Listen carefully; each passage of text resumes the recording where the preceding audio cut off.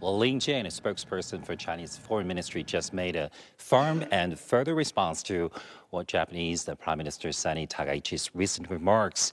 While the spokesperson stressed that China firmly opposes and will not tolerate what she said, and Japan must immediately correct its actions and retract the offensive remarks. Otherwise, all consequences must be borne by Japan. Take a listen.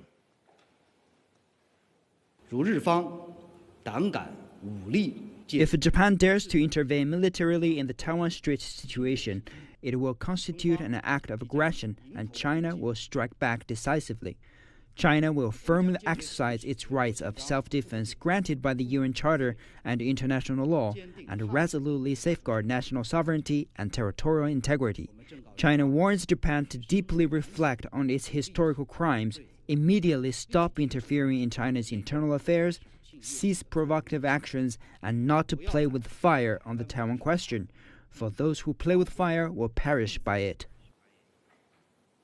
Well, China expressed strong dissatisfaction over and firm opposition to Japanese Prime Minister Sani Takaichi's recent remarks. On Monday, Chinese Foreign Ministry condemned Japan Prime Minister's remarks, urging Japan to immediately stop interfering in China's internal affairs. And on Wednesday, Chen Binghua, the spokesperson for the Taiwan Affairs Office of the State Council, also made a firm response, saying Japan bears historical responsibility to the Chinese people over the Taiwan question.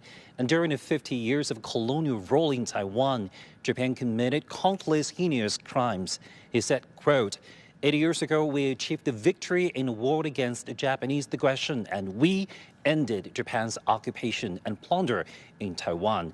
And what he said is what Chinese government holds, that anyone who attempts to challenge China's core interests or tries to obstruct China's reunification cause will not be tolerated by the Chinese government, the Chinese people, and the Chinese military.